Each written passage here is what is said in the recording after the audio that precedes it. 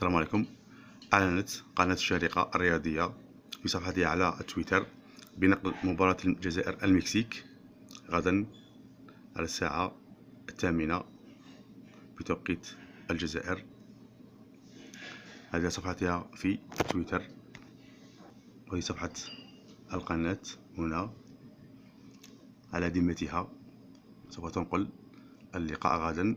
وأيضا المعلق زكريا مستوي، أيضا معلق اللقاء زكريا مستوي، ألتقيكم في موعد كروي جديد من منتخب الجزائر ونظيره المكسيكي.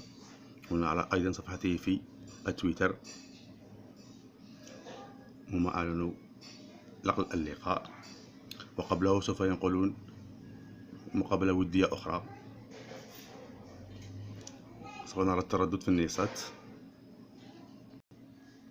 القناة SD و HD على التردد 11013.